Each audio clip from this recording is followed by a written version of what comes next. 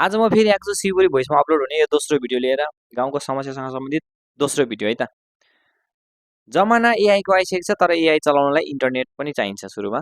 हो त्यही इन्टरनेट चाहिँ नेपालको ग्रामीण क्षेत्रहरूसम्म पुग्न सकेको छैन।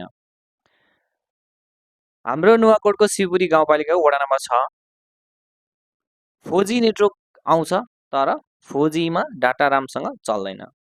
अब एनसेलको इन्टरनेट डाटा चलाउँ भने एनसेलले मोबाइलमा डाटा अफ गर्दा पनि डाटाहरू काटिराख्ने भन्ने न्युजहरू आइरहेको छ। यो सत्य तथ्य पनि हो। अब एनटिसीको नेट चलाउन लागि 4G नेटवर्क राम्रोसँग चल्दैन।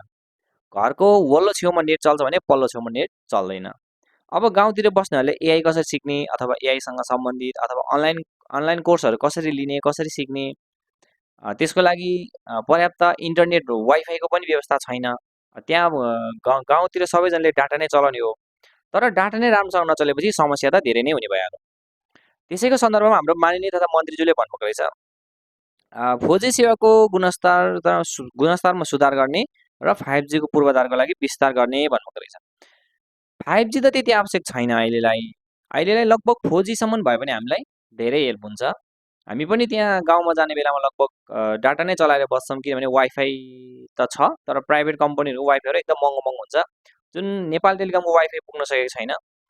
त्यो भएको कारणले यहाँनिर 4G इन्टरनेट एकदम छैन, चल्दैन, राम्रोसँग चल्दैन है। तपाईँहरूको गाउँतिर पनि लगभग यस्तै होला, हाम्रो पनि यस्तै छ। अब मैले चाहिँ यो किन उठाइरहेको यो भिडियो भन्दाखेरि यो भिडियो यस्तो खबर यस्तो कुरा किन गरिरहेको भन्दाखेरि गाउँमा अब कसैले केही पनि बोल्दैन हैन, के छ के छैन, गाउँको लागि के चाहिएको छ के चाहिएको छैन केही पनि बोल्दैन। अनि भन्नु होला सांसदजी हुनुहुन्छ मन्त्रीजी हुनुहुन्छ मन्त्रीज्यूले गर्नुहुन्छ भनेर, तर त्यस्तो पनि होइन है। हाम्रो गाउँ भनेको हुन त पछाडि पनि छैन एकदम तर अगाडि पनि छैन, विकास नभएको पनि होइन, विकास भइहालेको पनि होइन।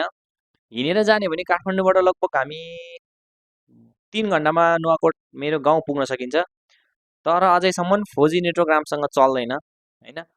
यो समस्याहरू छ हाम्रो नुवाकोटमा पनि।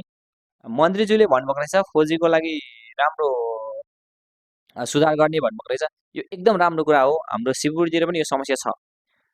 फेरि अहिले चलन कस्तो छ भने जता सांसदज्यूको मन्त्रीज्यूको घर गाउँ अथवा आफ्नो टोल बाटो पर्ने त्यतातिर मात्रै विकास हुने चलन धेरै छ क्या। यतातिर हाम्रोतिर पनि समस्या लगभग त्यस्तै हो। पहिलाको मन्त्रीहरू नेताहरू सांसदहरू जो हुनुहुन्थ्यो उहाँको गाउँतिर लगभग धेरै विकास हुने, उहाँको जतातिर एरिया पर्छ क्षेत्र पर्छ त्यतातिर धेरै विकास हुने। त्यो बाहेक बाँकी कुनै पनि कुना काप्चामा कुनै पनि विकासको काम केही नहुने भएको कारणले गर्दा नै मैले यो भिडियो बनाउन बाध्य भएको। हामीले पनि अपेक्षा गरेको छौँ माननीय मन्त्रीज्यूसँग 4G इन्टरनेट राम्रोसँग सुचारू भइदियो भने हामीलाई पनि गाउँतिर जाँदाखेरि इन्टरनेट राम्रोसँग चलाउन पाउँथ्यौँ। देश विदेशमा भएको मान्छेहरूसँग हामीले राम्रोसँग फोनमा बोल्न पाउँथ्यौँ र अनलाइन कामहरू हुन्छ कति धेरै अहिले त अनि गाउँमा जाँदा पनि कति धेरै कामहरू हुन्छ अनलाइनबाट गर्नुपर्ने जुन इन्टरनेटको माध्यमबाट गर्नुपर्ने त्यो कुराहरू एकदम समस्या पर्छ त्यहाँ। रहेको कुरा अर्को पनि जस्तै बजारबाट हामीले जुन 5G नेटवर्क 4G नेटवर्कको सेटिङ लिएर गएको हुन्छ त्यसमा मोबाइलमा त्यो फोन लिएर हाम्रो नुवाकोटको शिवपुरीतिर हाम्रो इन्ट्री भयो भने लगभग तपाईँको त्यहाँ मोबाइलमा फोन लाग्दैन है। गाउँमा गएपछि फोन लाग्दैन किनभने त्यहाँनिर राम्रोसँग 4G टिप्दैन।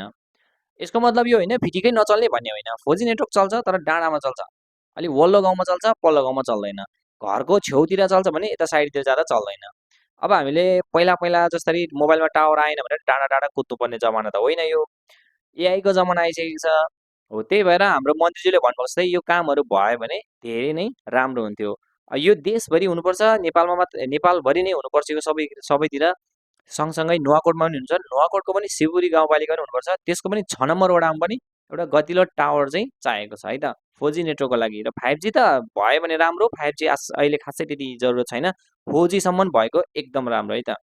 धन्यवाद साथीहरू, शिवपुरी भोइस हेर्नुभएकोमा धेरै धन्यवाद। हाम्रो च्यानल सब्स्क्राइब गर्न नभुल्नुहोस्। फेरि भेटौँला, नमस्ते।